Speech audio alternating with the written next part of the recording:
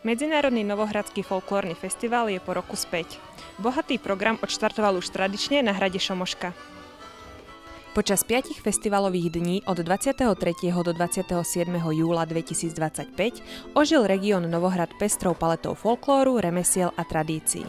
Vždycky otvárame tento festival práve tu, symbolicky kvôli tomu, lebo na organizácii tohto festivalu sa podieľajú vlastne dve krajiny, Slovensko a Maďarsko, a je to taká symbolika, že na hranici to teda otvárame tento festival. Čaká nás 5 dní naozaj zaujímavých a tento festival je zaujímavý tým, že vlastne spája tento historický Novohrad, maďarskú a slovenskú stranu vlastne na takejto kultúrnej báze.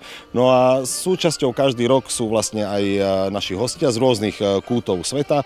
Tohto roku prijali naše pozvanie súbory zo Spojených štátov amerických, zo Slovenska, Poľska, Macedónska. No samozrejme vystúpia aj súbory zo Slovenska a z Maďarska.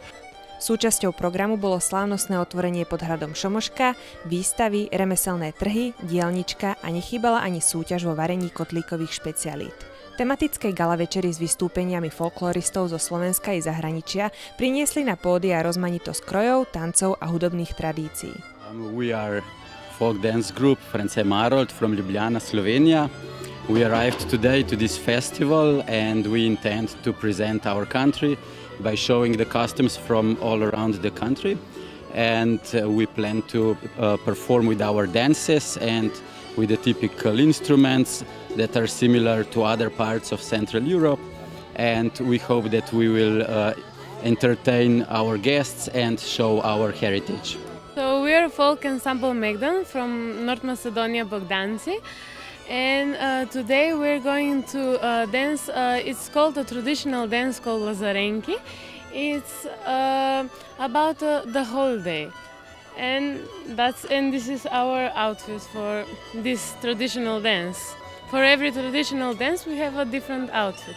Én Kun Máté vagyok. Én pedig Gyurkó Liliana, mind a ketten a Salgótarjáni Nógrád táncegyüttes táncosai vagyunk, ami 1975-ben alakult, és idén ünnepli 50. évfordulóját az együttesünk, úgyhogy mi ennek tekintetében is vagyunk itt jelen.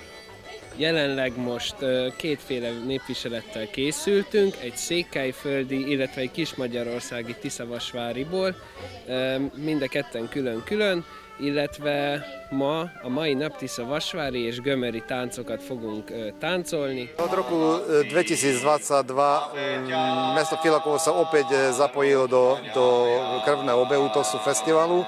Za ten čas bolo u nás už 9 medzinárodných folklórnych súborov. Je to veľmi významné, že vieme ukázať vlastne aj filakovským občanom tú rôznorodosť, ktorú v sebe obnáša vlastne folklór jednotlivých národov, a samozrejme k tomu sa vedia zaradiť aj naše domáce folklórne kolektívy, čiže majú možnosť sa vidieť, stretnúť, spolu si zatancovať, dať si jedno pivo a potom sa porozprávať o tom, že ako ďalej s folklórnym životom to u nás v Novohrade. Festival ponúkol nezabudnutelný zážitok plný farieb, pohybu a živej tradície, ktorá spojila obyvateľov i návštevníkov z rôznych krajín. Takže aby ste sa nenaľakali, môj pobočník z radu mušketierov, máme dohodnutú vlastne takú slávnostnú slávu, pripravte sa na to. Máme dohodnutý vlastne také gesto, že keď dám dolu ruku... Prečo si strelil? Otvárame festival, zbavte sa. Pre televíziu Florena, Lenka Pievarová.